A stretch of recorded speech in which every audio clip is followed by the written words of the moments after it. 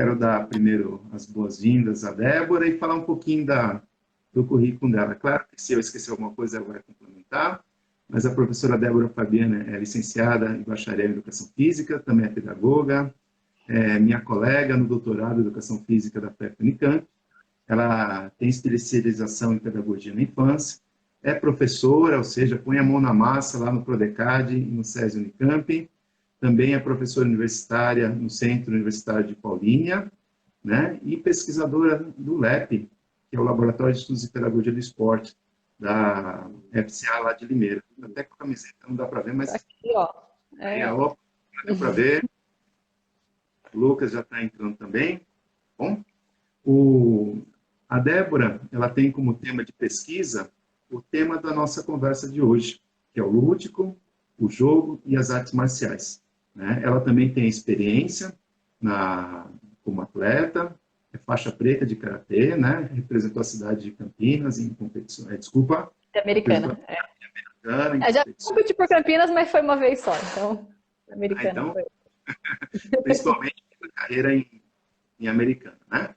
Isso. Tá bom. Débora, seja muito bem-vinda. A gente agradece de você estar aqui, de você se preparado, de você compartilhar o seu conhecimento sobre o ensino da luta. Então, boa tarde, professor. Boa tarde para todos que estão aqui.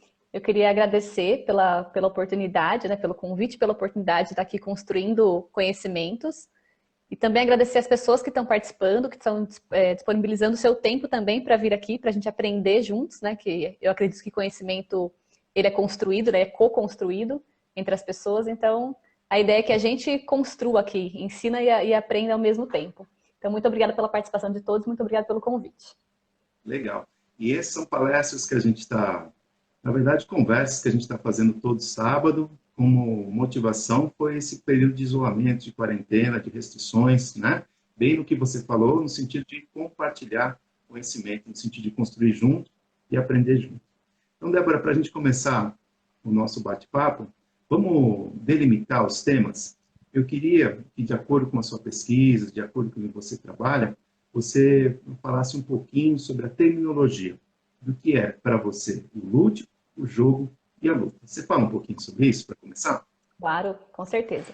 É extremamente importante mesmo a gente apontar qual óculos que a gente está usando, a metáfora do óculos, né? Qual óculos eu coloco para enxergar essas três temáticas principais. Então, para o jogo e para o lúdico, eu me fundamento especialmente nos estudos socioculturais, né, dessas temáticas.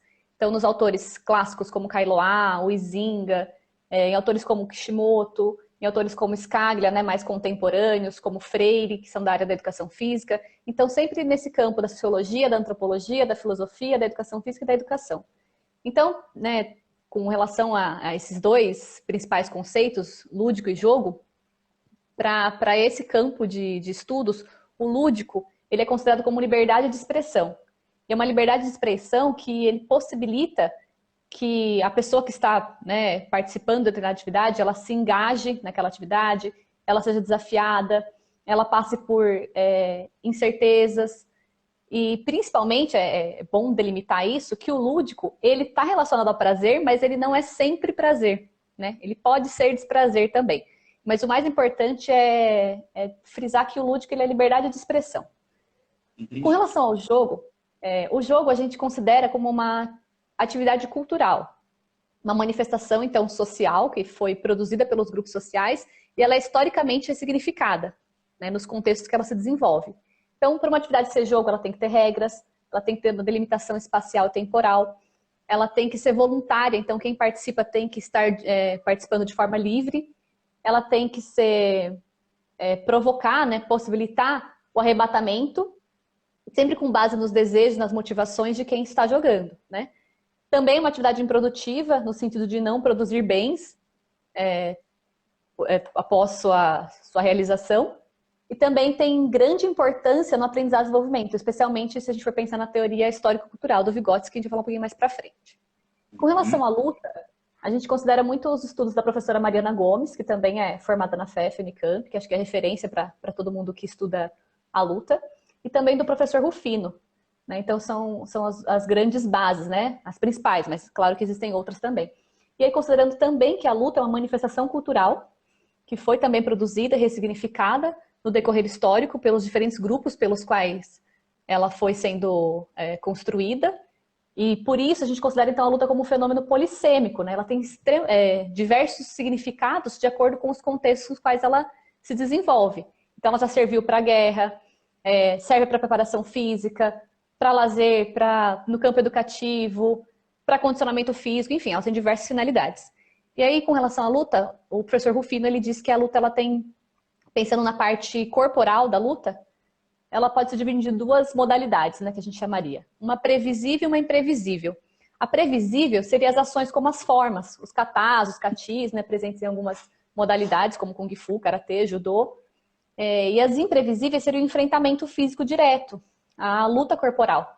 E para uma prática ser considerada luta, a professora Mariana Gomes, ela diz que tem que ter 5 princípios condicionais, que é a imprevisibilidade, as regras, a fusão ataque e defesa, que é uma característica muito própria da luta, né, que ao mesmo tempo a gente está atacando e defendendo,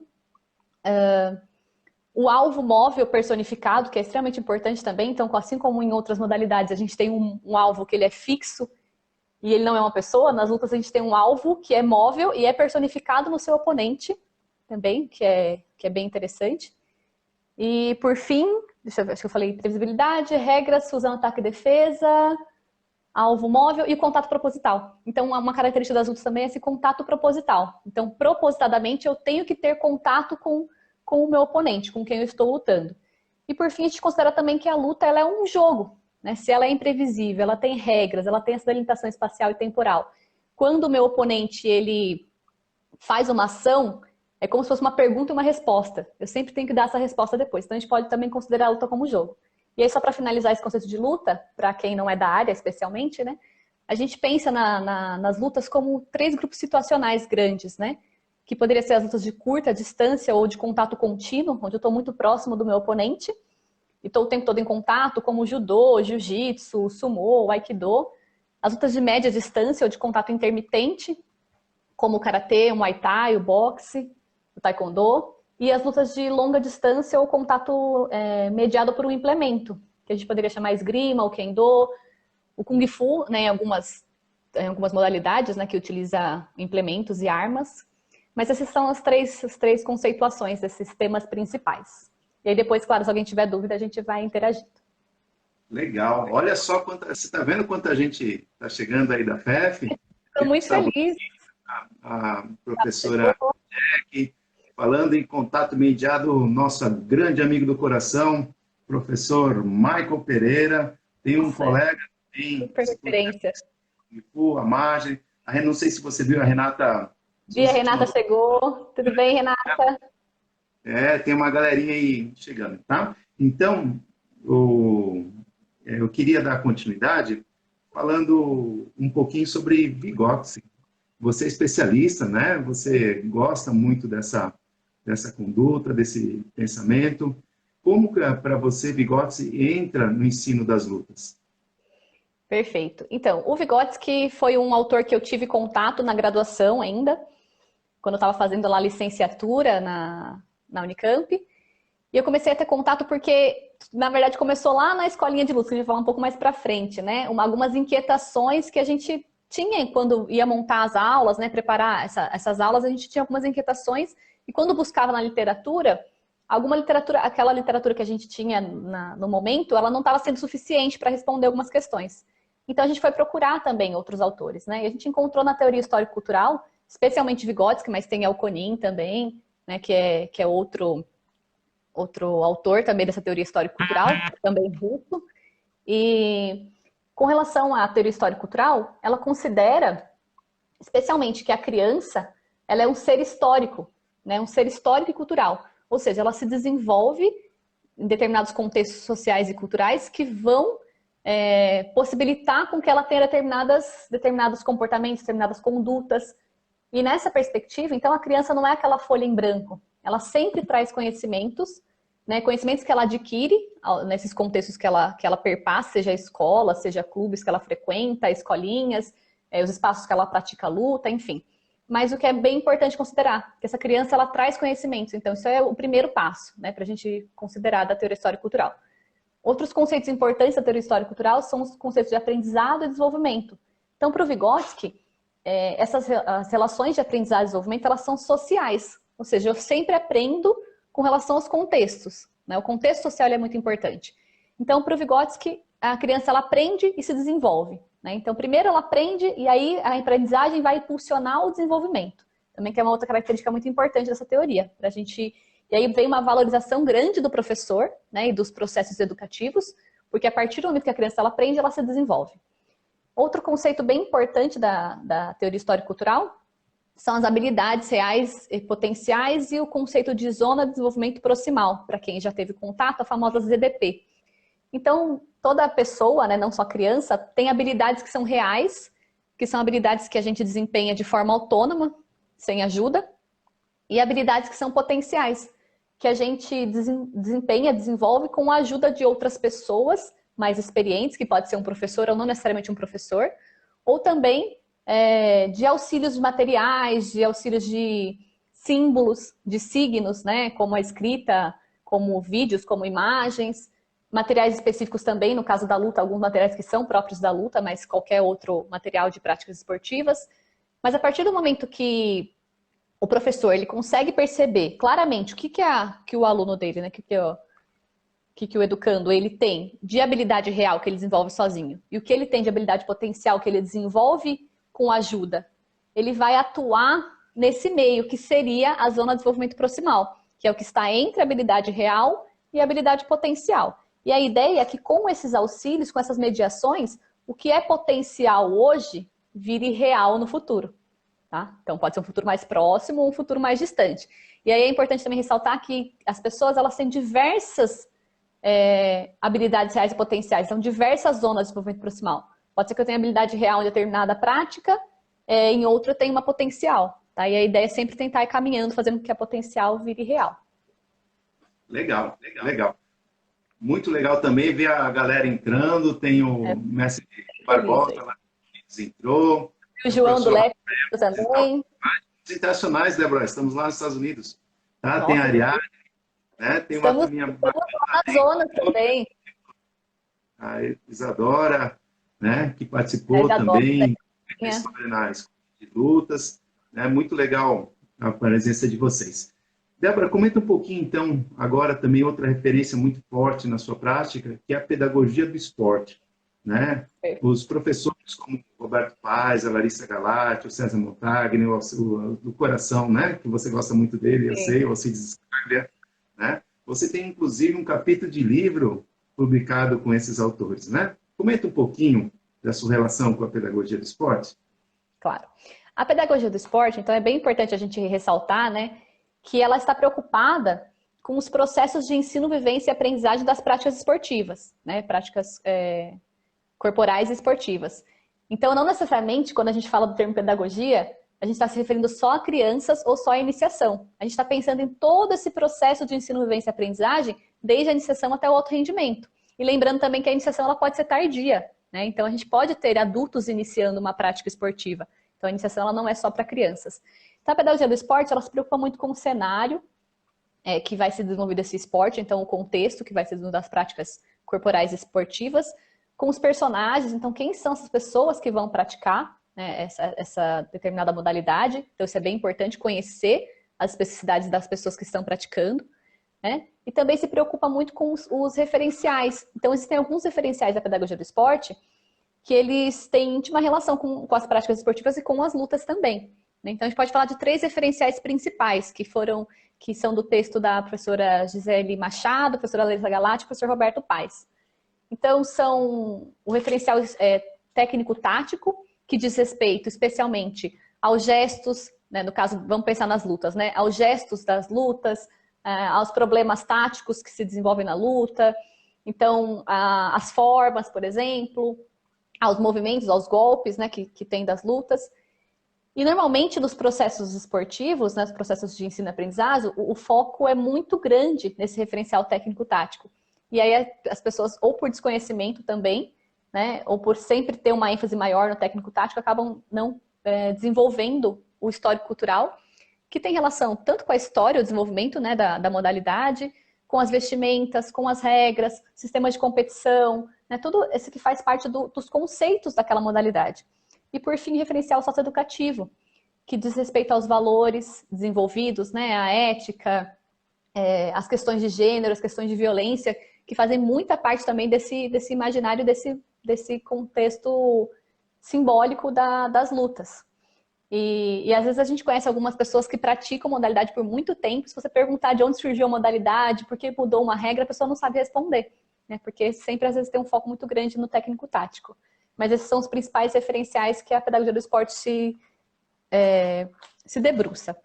O professor Alcides Scaglia é meu orientador, né? Ele foi minha banca desde a graduação, foi meu orientador no mestrado, agora no doutorado, então a gente tem uma relação muito próxima. E aí, no último livro lançado por esse grupo de pesquisadores que você citou, a gente tem um capítulo de livro que eu escrevi junto com os professores Alcides Scaglia, o professor Júlio Gavião, né, que foi um dos orientadores, nosso grande orientador aí da Escolinha de Lutas e das Lutas na Unicamp, com os professores também, o Ricardo Zambelli, né, um grande parceiro aí de trabalho, com a professora Noelle Nunes também, que é uma grande parceira da Escolinha. Então, nesse artigo, a gente conta um pouco de um período específico da Escolinha de Lutas, né? Então, a gente conta um pouco de como foi, de como a gente pensou, como a gente repensou alguns processos, né, de ensino e aprendizagem, e também tem o artigo, né, um artigo também que fala um pouco sobre as relações do jogo e também da luta. Aí o artigo a gente pode disponibilizar depois para vocês. Legal. Então, agradecendo ao pessoal que já está entrando, a gente vai, no futuro, transformar esse bate-papo num vídeo para o YouTube, para disponibilizar, para que mais pessoas compartilhem esses saberes com a gente. Tá bom? Então, você deu como exemplo a Escolinha de Lutas, tem também, a gente conversou durante a semana, um bom projeto e similar, chama-se Crescendo com a Lutas, lá da FCA Limeira, né? Talvez tenha até algumas pessoas que trabalham, já trabalharam nesse projeto, e a gente pede que, se você tiver alguma sugestão, algum comentário, passa para a gente, que a gente encaminha aqui para a professora Débora, a gente vai estar compartilhando esses saberes juntos. Tá bom? Agora, a gente, e já tem pergunta aí surgindo, eu queria que você falasse na grande relação do educador, né? Independente dos referenciais teóricos que você citou, ele é muito forte em todos esses referenciais, o papel do educador. E esse papel do educador, nas artes marciais, pode ser o sensei, pode ser o sifu, pode ser o sabunin, pode ser o técnico, o professor, o instrutor, a pessoa que está lá na frente do dojo, da sala de treino, compartilhando um saber. Como que você poderia falar dessa questão do papel do educador no ensino da luta? Certo. Então, com relação a gente vou chamar de educador, né, que é esse que contempla todas essas possibilidades, né, que você disse. Então, o educador, nesses processos de ensino e aprendizagem das práticas de luta, ele é imprescindível, né? Com certeza, ele é autoridade ali naquele espaço, mas ele tem que entender o seu papel como uma autoridade que está em constante relação com seus aprendizes, né? Com seus alunos. Então, esse educador, acho que o primeiro de tudo, ele precisa ouvir os seus alunos, os seus educandos. Ele tem que estar aberto a ouvir os desejos, as necessidades, os anseios desses educandos. Porque cada pessoa que procura uma prática de luta, ela procura por algum motivo específico. E a gente tem muito, pensando em crianças, né? Crianças, elas normalmente procuram as práticas de lutas ou porque as famílias, né, pediram, foram atrás, enfim, e quiseram colocar as crianças. Mas no imaginário da criança, quando ela pensa numa prática de luta, ela já imagina que ela vai ser o Goku, né? Que ela vai ter superpoderes, que ela vai se inspirar no Kung Fu Panda, enfim, que até o Sifu usa bastante. Mas a gente tem que primeiro, então, ouvir essas pessoas com quem a gente vai se relacionar e vai construir conhecimento. Eu acho que outro papel importante é o educador ele ter essa ideia, né? Considerar que ele está construindo o conhecimento junto com essas pessoas. Então, apesar dele ser autoridade, dele ter muito conhecimento, esse conhecimento ele vai ser sempre construído na relação com as outras pessoas. E aí, para esse professor ele conseguir fazer processos de ensino e aprendizagem que sejam efetivos, ele precisa criar estratégias pedagógicas, né? E aí, no caso da luta para crianças, a gente pensa que essas estratégias pedagógicas, elas envolvem tanto a criação de histórias, né? Então, de cenários, de enredos, criação de personagens pertencentes ao mundo das lutas, também essa preocupação de organizar o ambiente. Então, eu trago dois conceitos aí também, que quando a gente pensa em jogo, a gente tem um ambiente de jogo, que seria quando as crianças estão jogando, né? Ou não só crianças, porque não são só crianças que jogam, adultos também jogam. E o ambiente de aprendizagem, que é quando o professor ele consegue organizar um ambiente e inserir o jogo dentro dessas práticas de ensino e aprendizagem. Então, especialmente, acho que são esses papéis do educador, né? Se preocupar com o cenário, com essa criação das situações imaginárias, organizar sempre esse ambiente, propor histórias, mediar as relações, porque quem trabalha com criança sabe o quanto as relações são conflituosas e sempre surgem conflitos, né? Então o professor tem que estar ali preparado para mediar essas relações. E também, em alguns momentos, o professor ele pode brincar junto com as crianças, né? E é claro que cada contexto, o professor ele vai conseguir saber o momento que ele pode brincar ou que ele não pode brincar junto, que ele vai estar possibilitando que essa brincadeira ela se potencialize com a participação dele, ou de repente, em alguns momentos, é melhor que ele fique de fora para que ele consiga observar, porque também observar as crianças em jogo traz elementos muito importantes para o professor conseguir desenvolver novas práticas. Legal. E aí tem uma galera entrando, acompanhando a gente. Sejam todos bem-vindos e também destacar a presença da professora Alba, que também é corresponsável da LAT lá de Limeira, para desenvolver o tema. Tá? E tem já bastante perguntas sobre essa questão da relação do professor, do papel do educador, tá? Mas eu queria trazer algo assim muito pertinente ao momento que a gente está vivendo. O Lucas Lagoa, ele falou assim, no atual cenário que a gente está vivendo, do isolamento, de evitar o contato físico, né, na densidade do distanciamento, é possível treinar luta? Essa foi um questionamento também do Thiago, que eu queria até juntar essas duas perguntas que foram enviadas. É possível ter o lúdico, ter o jogo no ensino das artes marciais online? Com certeza. Né? Na verdade, a gente estava conversando essa semana, né, sobre os desafios da educação online em tempos de pandemia, que os professores eles estão tendo que ressignificar todas as suas práticas, né? E isso acho que tem o seu lado positivo, que faz a gente se mexer, né, e procurar novas formas de ensinar e de aprender. Mas quando a gente considera que a luta ela não tem só o referencial técnico-tático, especialmente, né, que ela tem referenciais histórico-culturais e socioeducativos, a gente consegue pensar em práticas que vão além da prática corporal. Mas se a gente for pensar na prática corporal, uma prática que eu observei em algumas práticas que eu tenho observado aí de professores, de lutas nesses tempos de pandemia, e também de um professor que é referência, o professor Reinaldo Cavazzani, que é mestre em judô, e tem um artigo que fala sobre a criação de um ambiente de aprendizagem de luta, utilizando um boneco. Então eu tenho visto muito isso, das crianças criarem seus próprios bonecos para treinarem, seja as lutas de curta distância, de média distância ou de longa distância. Então seria uma atividade assim que seria extremamente prazerosa para as crianças, né, de criar, envolveria a família também, né, de ajudar a criança a criar esse boneco, e seria uma possibilidade da criança conseguir fazer, né, a parte técnico-tática. Mas se a gente for pensar nos outros referenciais, eu posso pedir para a criança criar um desenho que tenha relação com a prática de luta que ela pratica, né? Eu posso pedir para a criança criar uma história. Então, nas minhas práticas lá na escola com as crianças, eu peço muito para as crianças criarem histórias e a gente se surpreende, né, com o que as crianças trazem, né, de histórias, criar um personagem de lutas e esse personagem, quais aventuras ele vai viver. Então, nisso ela consegue aprender esses conceitos, né, histórico-culturais das lutas, mas também os técnico-táticos, né? Pedir para a criança, de repente, ela desenhar o gesto que ela tem mais dificuldade de aprender, né? E assim, existem inúmeras possibilidades que a gente consegue trabalhar online. Também trazer a família para perto, né? Então, por que não propor uma brincadeira, um jogo de luta que eu envolva algum familiar também que está próximo da criança, né? Que pode ter contato com ela. Uma outra proposta é criar materiais, além do boneco, né? A gente pode criar outros materiais. E especialmente para as crianças, né? O que eu vejo de questionamento é, mas professora, o meu treino é específico de karatê. Então no karatê eu não uso espada. Eu vou pedir para a criança criar uma espada? Então, a pedagogia do esporte, ela pressupõe que essa iniciação, ela deva ser global. Que eu devo desenvolver várias habilidades para depois ir me especializando. Então, seria importante, assim, a criança experimentar outras práticas de luta. Então, não é porque eu faço Kung Fu que eu não posso fazer uma prática de curta distância também, né, em casa. Mas acho que, não sei se eu consegui responder as perguntas, Sim, mas depois, se vierem outras, a gente vai conversando eu, mais.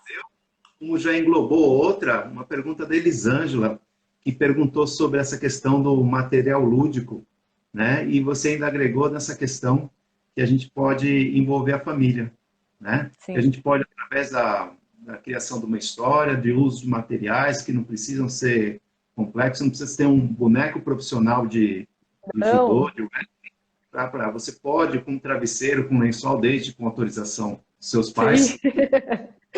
Por favor, as crianças, se estiverem assistindo, não saiam pegando todos os materiais para ir. Isso.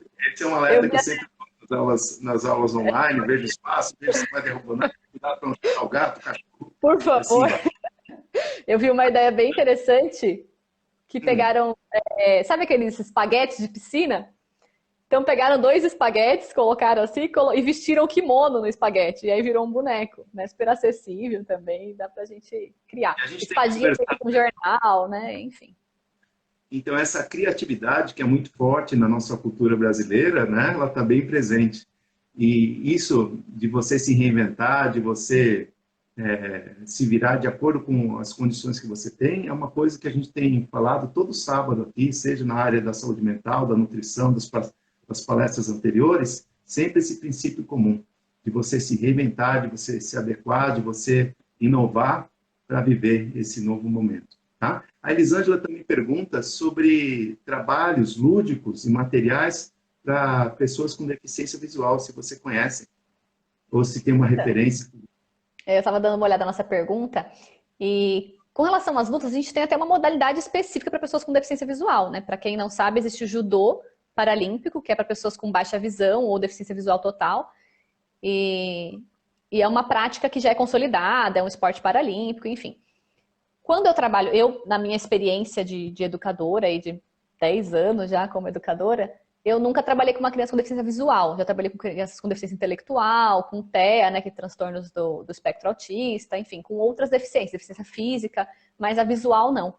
Mas eu procuro sempre fazer adaptações tanto para as crianças que não têm deficiência visual, para que elas experimentem outras possibilidades, né? Então a gente faz possibilidades para as crianças vendadas também, para elas experimentarem. Agora, com relação a crianças com deficiência visual, especificamente, o que a gente pode pensar em adaptações de materiais, se a criança ela tem baixa visão, a gente pode pensar em materiais que tenham cores que sejam mais fortes, né? Que se destaquem para que a criança enxergue, ou criar materiais, por exemplo, uma bola e envolver numa sacolinha plástica, né? Que faz um barulho. Então, aí também tem que ser conversado muito com a família que estiver em casa para ter esse silêncio no momento que a criança for fazer atividade, porque é especialmente importante, porque a criança, como ela não vai ter essa habilidade da visão desenvolvida, ela vai precisar de outras, por exemplo, a questão auditiva, né, que vai ser mais fortalecida. Mas não conheço nenhum trabalho específico para pensar as lutas com relação a uma deficiência, mas existem trabalhos que falam um pouco das lutas para pessoas com deficiência, de como a gente pode fazer adaptações, né? Então, todas as práticas, elas podem ser adaptadas. A gente precisa conhecer o contexto, precisa conhecer aquela pessoa, qual a deficiência específica dela, e aí sim, com relação a todas essas informações, a gente conseguir fazer adaptações. Mas acho que as principais seriam essas. A gente pode fazer uma brincadeira, por exemplo, do rouba-bola, que a gente faz com as crianças sem deficiência visual, mas com uma bola que faça um barulho, né? Que tem uma sacola em volta, por exemplo, com materiais que tenham cores mais fortes, no caso de crianças que têm baixa visão, ou de pessoas que têm baixa visão. A Tá? gente E pode. legal, A professora Renata comentou aqui agora, ó, educação dos sentidos, isso mesmo, professora Renata. Né? Então a gente consegue explorar outros sentidos e outras habilidades também. e o legal que você falou, até da inversão, né? Em vez da não só a preocupação da inserção da criança com baixa visão ou cega na atividade, mas também proporcionar que as crianças que tenham visão tenham essa percepção e desenvolvimento dos sentidos. O trabalho vendado, por exemplo. Autores que também trabalham as artes marciais com deficiência visual, tem nosso querido orientador, professor Gavião, tem também a Gabriela Harnisch, o professor Arlindo Baião, que trabalham com o judô paralímpico, né? Então tem muitos trabalhos aí que podem desenvolver, a gente pode colocar isso nas nossas referências quando a gente divulgar esse nosso bate-papo, tá bom? Pessoal que está assistindo, obrigado à colaboração da Renata, da Educação do Sentido. Se tiver mais alguma colaboração, pode passar, que isso nos enriquece.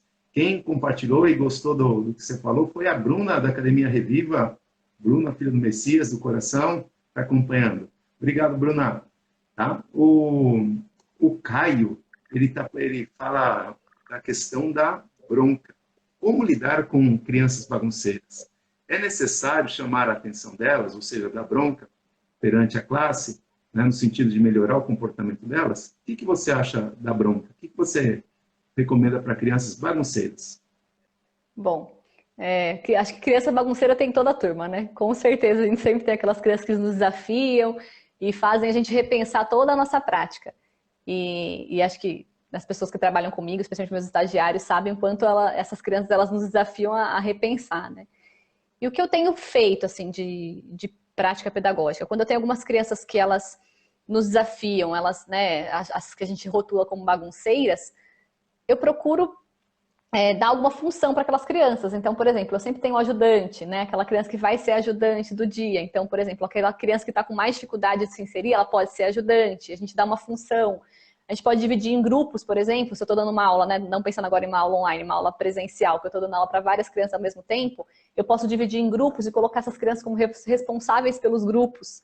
E eu tenho percebido que quando você dá essa responsabilidade para a criança, isso faz com que ela se insira mais no grupo, né? Então, normalmente essas crianças que a gente rotula como bagunceiras, às vezes também elas têm outras questões que elas acabam levando para as lutas. Então, às vezes elas estão com algum problema familiar, estão com algum outro problema, né?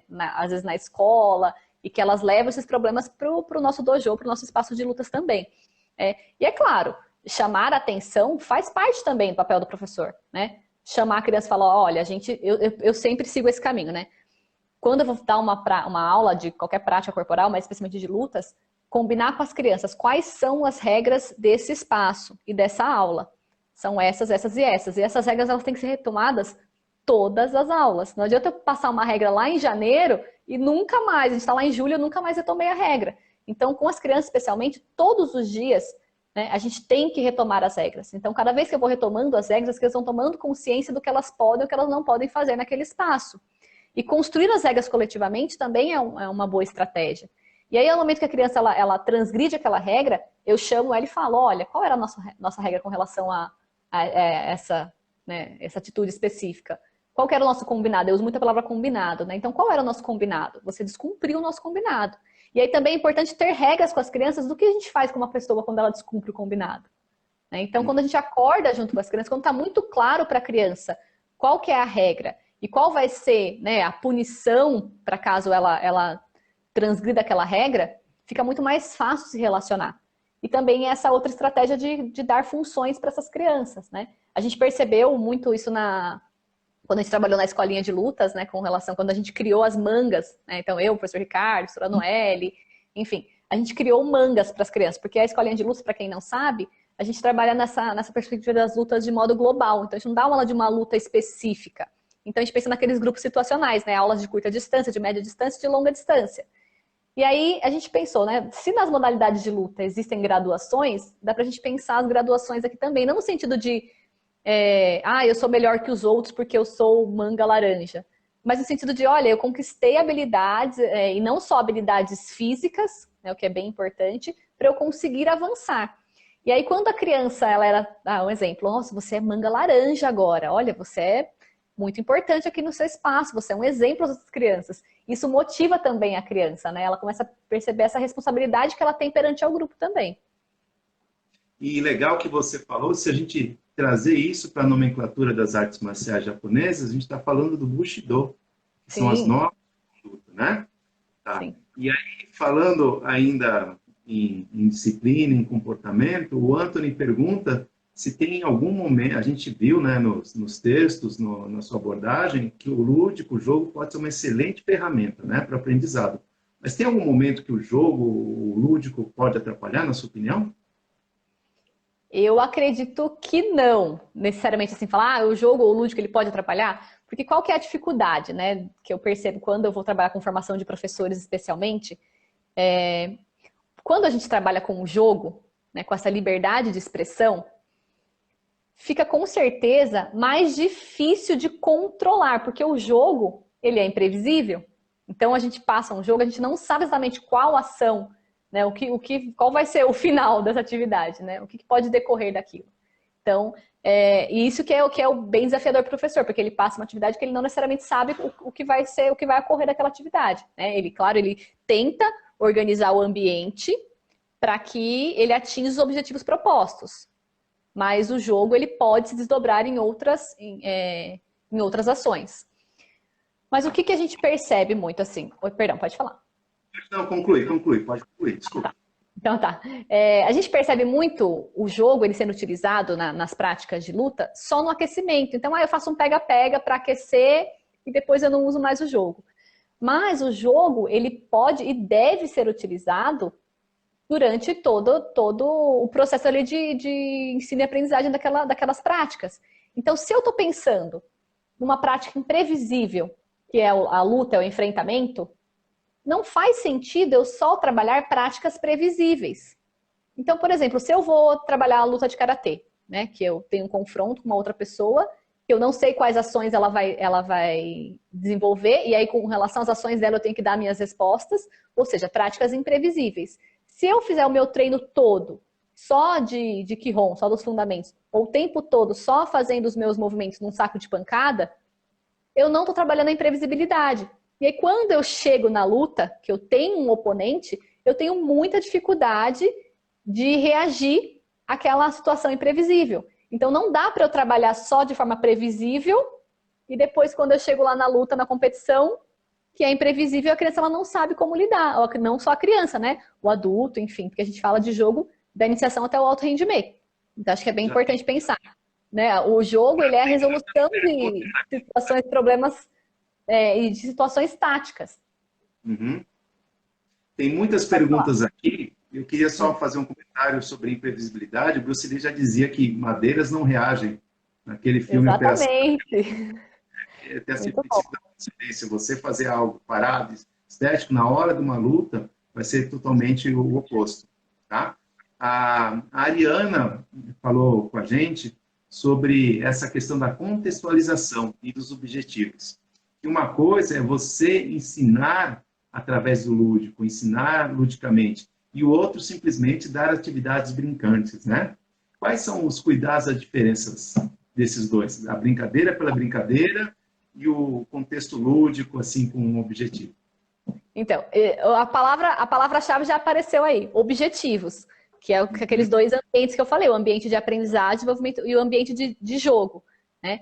Então, é claro que quando eu proponho um jogo para as crianças, né, ou para os adultos, enfim, para quem eu vou trabalhar aquele jogo, aquela situação lúdica, eu tenho que pressupor aqueles princípios, tanto do jogo quanto da luta, né, que é uma atividade livre, imprevisível, com delimitações espaciais e temporais, né, e com regras. Então, para que eu consiga atingir o meu objetivo, eu preciso ter muito claro o que eu quero trabalhar com esse jogo. Por exemplo, em algumas lutas, se a pessoa ela não pode sair do tatame, ela saiu do tatame, saiu do dojo, ela é penalizada. Então, eu posso trabalhar uma situação dessa, né? De trabalhar um jogo que eu desenvolva para quando a pessoa é levada para aquele cantinho do tatame, como ela faz para sair daquele jogo. Então, sempre vai estar relacionado com os objetivos do professor. Se ele tem objetivos claros e definidos, ele vai construir uma situação de jogo com base nesses objetivos. E aí, acho que é outro fato importante, né, que também tem relação com aquela pergunta anterior, né, se o jogo atrapalha ou não atrapalha. O jogo ele precisa ter regra, é uma característica do jogo. E até o Vygotsky fala muito isso, que é um paradoxo, né, da criança, da liberdade e do controle, porque ao mesmo tempo que o jogo ele pressupõe liberdade, eu tenho que me sujeitar às regras. Então, quando o professor ele cria regras claras para aquele jogo e para aquele espaço, facilita muito essa abordagem pelo jogo. Então, ao mesmo tempo que eu tenho liberdade de expressão, eu preciso me sujeitar àquelas regras que foram impostas naquele jogo. E eu acho que, por fim, só para fechar essa questão, o professor entender que ele é criador de conteúdos, que ele é criador de jogos, porque normalmente a gente fica procurando sempre jogos já prontos, né? E a gente não percebe quanto de riqueza o nosso próprio trabalho tem. Se eu consigo estabelecer bem os meus objetivos, se eu consigo saber onde eu quero chegar, né, e eu conheço bem a minha prática, a minha modalidade, eu consigo criar inúmeras situações de aprendizagem que envolvem o jogo e o lúdico pensando nessa liberdade de expressão, mas sempre atrelado às regras. Legal, Débora, que isso está sendo gravado, né? Que aí não se perde. Que aí você falou da questão da reprodução do conhecimento, que não existe uma receita de bolo, que Exatamente. esse conhecimento tem que ser específico para cada pessoa, que cada pessoa é diferente, assim por diante. Antes de falar da questão dos adultos, que a Ariana e o João Mazuti estão perguntando, o Lucas e o Antônio agradeceram, e a Isadora, que trabalhou na escolinha de lutas, ela realmente concorda com essa questão da criança bagunceira, que tem mesmo, tá? Tem mais Eu vi um perguntas? comentário da Ana, mas eu não consegui ler. Eu vi só um comentário que passou da Ana, mas eu não consegui ler. Eu gostaria que você falasse um pouquinho mais de exemplos sobre atividades que desenvolvessem a imprevisibilidade. Perfeito. A gente pode pensar em alguns jogos. Eu vou dar um exemplo de cada um dos grupos situacionais, acho que fica mais fácil, né? Então, se eu for pensar nas lutas de curta distância, né? O judô, o jiu-jitsu, o sumô, o aikido, que eu estou muito próximo do meu oponente, né? Ou tenho esse contato contínuo com o oponente, a gente pode pensar em situações. Por exemplo, uma brincadeira, né? Um jogo que é bem interessante para trabalhar tanto na iniciação, e acho que a grande diferença da iniciação para o rendimento é a complexidade, né? Eu vou aumentando a complexidade daquele jogo, daquela proposta. Mas, por exemplo, eu tenho uma atividade que eu tenho dois oponentes, um de frente para o outro, eles podem estar ajoelhados, né? E eu tenho uma bola no meio. E a gente brinca de pega-pérola, né? Que a gente fala que é uma pérola, enfim. Aí a situação imaginária, o professor ele pode criar. E ao sinal, ao comando do professor, as pessoas têm que pegar aquela bola. Quem pegar a bola tem que não deixar a bola escapar e a outra pessoa tem que tentar retirar a bola. Então, eu estou trabalhando habilidades que fazem parte das lutas de curta distância, né? O agarre, especialmente, rolamentos, projeções, no caso não, mas rolamentos e agarres especialmente, né? Que são habilidades que são próprias das lutas de curta distância. Esse é um grande exemplo. Se eu pensar nas lutas de média distância, então um pouco mais longe do meu oponente, e a habilidade principal é o toque, eu preciso tocar nele, né? Então, no caso, ou com socos, ou com chutes, ou com joelhadas, né? Que são habilidades do Muay Thai, do Karatê, do Taekwondo, do boxe. Eu consigo pensar em práticas, por exemplo, de eu tocar o meu oponente em alvos específicos. Então, se a minha luta, ela permite que eu dê golpes só no tórax, eu posso colar alvos, como fitas, por exemplo, no tórax, e a pessoa tem que tocar naqueles alvos. Eu posso fazer a luta do prendedor, que algumas pessoas já conhecem, né? Que eu coloco aquele prendedor de roupa, né? Que a gente utiliza, então eu coloco vários prendedores de roupa em lugares específicos que tenham relação com a minha modalidade de luta, né? Lugares que são permitidos, então sempre tem regras. Qual que é a regra? Eu preciso, ao mesmo tempo, defender os meus prendedores e pegar o prendedor da outra pessoa. Então, estou trabalhando em situações que têm imprevisibilidade, porque eu não sei quando a pessoa vai tentar roubar o meu prendedor. Então, ao mesmo tempo, também eu estou trabalhando no ataque e defesa simultâneo, né? Que eu tenho que atacar e defender. Isso tanto lá na luta da pérola, né? Do pega-bola, quanto na luta do pega-prendedor. Nas lutas de longa distância também, a gente tem que lembrar que precisa ter um implemento, né? Porque se eu estou um pouco mais longe do meu oponente, como que eu vou tocá-lo, né? Que o toque também é uma das principais habilidades da luta de longa distância. Então, eu preciso ter um implemento. E esse implemento, ele pode ser construído, né? Como a gente já falou, né? Sensei, por exemplo, ou Sifu, perdão. Construir uma espada de jornal, por exemplo, que é um material simples, acessível, a gente pode construir. As crianças adoram fazer a construção desses materiais, né? Porque elas personalizam, colocam as cores que elas querem, elas pintam, elas constroem. E essa questão da construção do material é muito importante também para a criança, né? Ela valoriza quando ela constrói. E aí eu posso usar um jogo que eu coloco também alvos e eu preciso acertar o meu oponente com esse implemento. Então, ao mesmo tempo que eu ataco, eu defendo, eu tenho a imprevisibilidade, eu tenho as regras, eu tenho o contato proposital, né? Eu tenho o alvo móvel que é personificado, então não é o tijolo só, né? Não é só o saco de pancada, ele é uma pessoa que vai dar uma resposta que é imprevisível. Então, mas existem inúmeras outros jogos, a gente tem no artigo, também tem o professor Marcos Pereira que tem publicações sobre jogos de lutas, a gente está agora também escrevendo um livro, né, que tem jogos de lutas, né, o professor Ortega também, enfim, mas tem muito material sobre isso. Legal, e quem está perguntando sobre material de lutas no ambiente escolar é o Iesu do Taekwondo. Vamos falar um pouquinho sobre o ensino de luta para o adulto, né? O Mazuti pergunta, o João Mazuti, que é atleta de sandália da seleção brasileira, ele pergunta se tem diferença do objetivo das atividades lúdicas entre crianças e adultas, e qual seria a melhor forma de trabalhar o lúdico com os adultos sem parecer coisa de criança. Perfeito, ótima pergunta. Acho que a principal diferença, né? Porque quando a gente fala de jogo para crianças, a gente atrela muito a relação da situação imaginária, né? Então, de criar esses personagens, criar todo esse enredo, todo esse cenário, especialmente com relação ao universo da criança. Então, às vezes, trazer personagens que já existem, né, nesse imaginário das crianças, né? Como a gente já falou, o Kung Fu Panda, o Goku, enfim, todos os outros desenhos que têm relação com a luta. E para os adultos, a gente vai pensar o lúdico como liberdade de expressão. Ou seja, com a pessoa, ela se engajando e ela se desafiando a fazer uma atividade. Então, eu posso trabalhar esses jogos de lutas pensando nas ações táticas da luta específica. Se eu estou falando de uma luta específica, né, de karatê ou de kung fu, de boxe, eu tenho que pensar quais são as ações táticas, porque quando eu penso numa ação tática na luta ali, o que seria essa ação tática? Essa resolução de problema. Aparece um problema para mim na luta, eu tenho que resolver. E aí eu uso a técnica para resolver, né? Esse problema que vai surgir ali. Então eu posso pensar em situações táticas e criar jogos. Então seria essa a ideia para os adultos. A diferença seria que eu não criaria necessariamente uma situação imaginária, com esses personagens que teriam mais relação com as crianças, mas eu posso e devo sim trabalhar jogos com os adultos também, tanto na iniciação quanto no rendimento. É o cuidado na adequação do que se propõe a transmitir como conhecimento.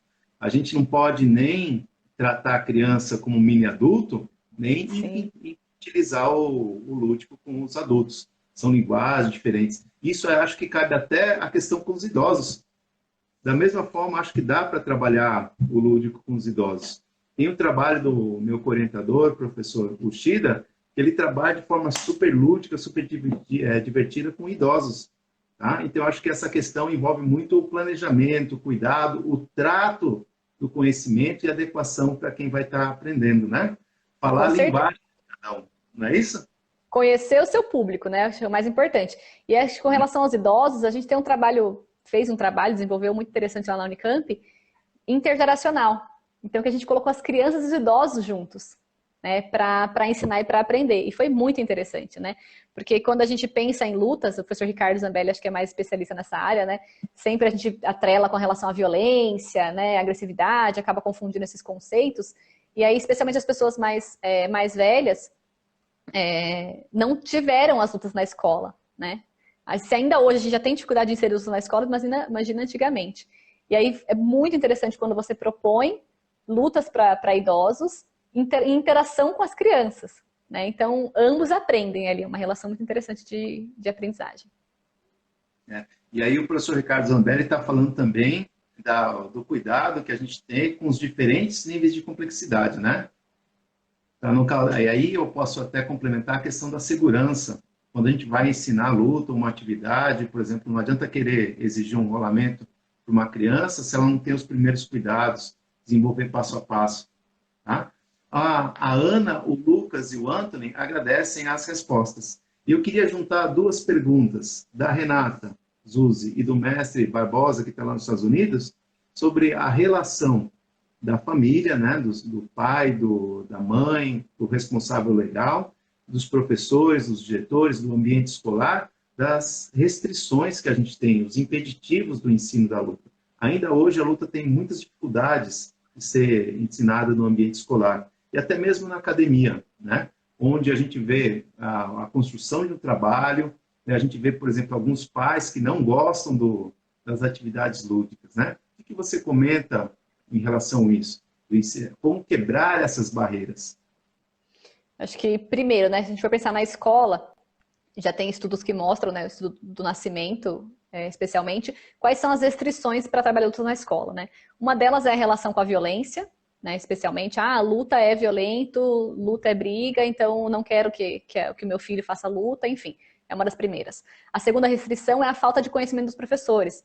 Então, os professores, eles acham que porque eles não praticaram lutas, né, ao longo da sua vida, eles não podem ensinar as práticas de lutas na escola, né, lembrando que na escola o nosso foco não é formar atletas, né, não é o rendimento, então é bom deixar bem delimitado.